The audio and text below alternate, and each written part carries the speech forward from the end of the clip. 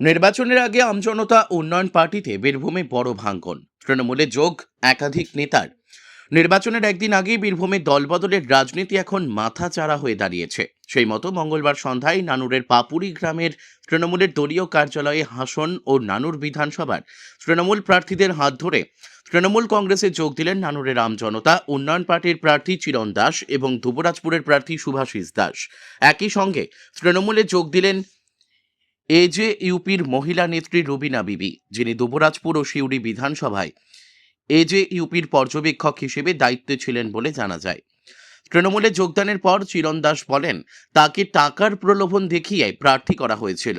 তার কথায়, মানুষের জন্য কাজ করতে গিয়ে প্রতারণার শিকার হয়েছি, তাই দল ছাড়ার সিদ্ধান্ত নিয়েছি। একই কথা উঠে আসে শুভাশিস দাসের গলাতেও। তিনি দাবি করেন, দল থেকে কোনো আর্থিক সহায়তা তো পাইনি, উল্টে নিজের পকেট থেকে বিপুল অর্থ দিয়ে দলের জন্য খরচা করার পরও তা ফেরত পাননি তিনি। অপরদিকে মহিলা নেত্রী রুবিনা বিবির অভিযোগ, সিউড়ির বিজেপি প্রার্থী জগন্নাথ চট্টোপাধ্যায় লোক পাঠিয়ে তাকে এজেইউপির হয়ে প্রচারে নামার প্রস্তাব দিয়েছিলেন, যদিও সম্পূর্ণ অভিযোগ অস্বীকার করেছে বিজেপি।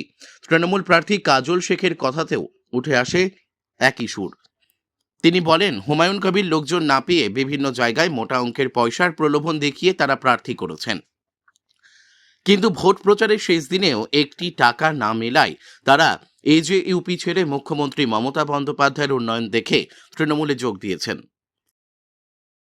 তারপরে ওরা বিভিন্ন মারফত আমার সঙ্গে যোগাযোগ করে ওদেরকে আমি একথা বলি, দেখো আমাদের কাছে টাকা নেই, আমাদের গরিবের দল, কিন্তু মমতা বন্দ্যোপাধ্যায় যদি উন্নয়ন যোগে সামিল হতে চাও, যদি তোমরা ভাবো যে আমরা মানুষের পাশে থাকবো, মানুষ হয়ে কাজ করব, তাহলে তোমরা এসো, আমি তোমাদেরকে দলে যোগদান করাবো। রাজ্য নেতৃত্বের পরামর্শ নিয়েছি, রাজ্য নেতৃত্ব যোগদান করানোর জন্য বলেছে এবং ওদেরকে যোগ্য সম্মান দেওয়া হবে।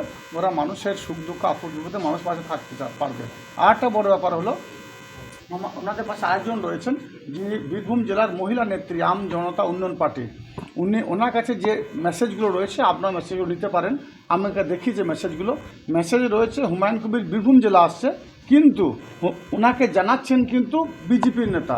উনি তাদেরকে প্রশ্ন করছেন যে আপনি তো বিজেপি করছেন, হুমায়ুন কবির তো আম জনতা উন্নয়ন পার্টি, ও তো মুসলিমদের লিডার, ও তো মুসলিম করে চিল্লাচ্ছে, তাহলে আপনি বিজেপি হয়ে হুমায়ুন কবির বীরভূম আসে, সে মেসেজ আপনি কেন দিচ্ছেন? আপনি কেন লোক জড়ো করার কথা বলছেন? আমাকে বললে নির্দেশ তোমাকে হুমায়ুন কবির দেবে, কিন্তু তারা বললো আমার সঙ্গে হুমায়ুন কবিরের রিলেশন আছে, আমাদের একই ব্যাপার, তোমার খরচাপাতি যা লাগবে সব আমরা দেবো। অর্থাৎ বিজেপি বহন করছে খরচা আম জনতা উন্নয়ন পার্টির। যে কথাটা কয়েকদিন আগে একটা ভিডিও প্রকাশ হয়েছিল, সেটা সত্যতা আমরা আর একবার পাবেন। একবার তখন পেয়েছেন ভিডিও প্রকাশের মাধ্যমে, আজকে এই যে মেসেজ, সে মেসেজের মাধ্যমে পাবেন। এবার ওই ভদ্রমহিলাকে আমি জিজ্ঞাসা করি, আপনি যে বলছেন কথাটা সত্যতা কতখানি আমি কি করে বুঝবো? এটা সত্য নাও হতে পারে। উনি তখন বলছেন যে ভদ্রলোকের সঙ্গে কথা হচ্ছে, তার বাড়ি বীরভূম, সে বীরভূমের বিজেপির নেতা, তার নাম্বার সহ দিয়ে দিচ্ছি, আপনার তাকে ডাকুন, আমার সামনে তিনি এসে হাজির হবেন এবং আমি সামনে মোকাবেলা করে দেবো বিজেপি নেতা হয়ে। হুমায়ুন কবির কবে আসছেন, কোথায় যাবেন, কখন যাবেন, কোন জায়গায় লোক জড়ো করতে হবে, সবটাই কিন্তু তাকে পরিচয় করছে বিজেপি। এখান থেকে প্রমাণ হয় বিজেপি হুমায়ুন কবিরের মতো, আসাদুদ্দিন ওয়াসির মতো, যা মিম পার্টির মতো বিভিন্ন যারা ধর্ম নিয়ে রাজনীতি করে সকলকে একজোট করে বাংলায় তৃণমূলের বিরুদ্ধে তারা একটা ষড়যন্ত্র করছে। বারবার আমরা প্রমাণ করেছি, আজকেও তার আর একবার প্রমাণ পেলাম। শুধু আমার এখানে নয়, রাজ্যের বিভিন্ন প্রান্তে যেখানে হুমায়ুন কবির প্রার্থী দিয়েছে, কিছুক্ষণ আগে আপনাদের মিডিয়ার মাধ্যমে দেখতে পেলাম কাটোয়ার আমাদের রবীন্দ্রনাথ চ্যাটার্জি মহাশয়, উনি একজনকে জয়েন করলেন, হুমায়ুন কবিরের উনি ক্যান্ডিডেট ছিলেন। স্বভাবতই প্রত্যেকের সঙ্গে এইভাবে প্রতারণা করা হয়েছে। প্রত্যেককেই 1 কোটি টাকা করে দেবো বলে তাদেরকে ডেটের পর ডেট দেওয়া হয়েছে, তাদের সঙ্গে প্রতারণা করা হয়েছে।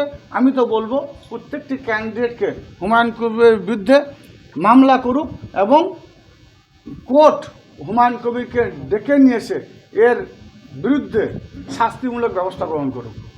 বিজেপি নেতারা কি সেটা কি জানতে পেরেছেন? জানতে পারবেন। এবার আপনার সংবাদ মাধ্যম গণতন্ত্রের চতুর্থ স্তম্ভ, আপনাদের কাছে প্রমাণ সাবমিট করা হচ্ছে, আপনারা তাদেরকে প্রশ্ন করুন যে সত্য কিনা।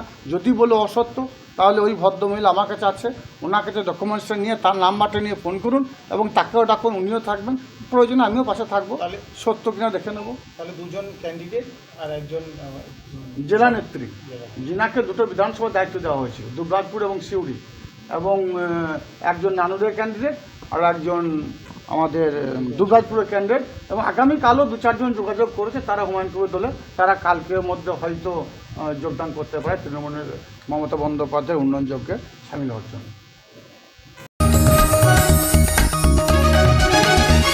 आप देख रहे हैं न्यूज UNI।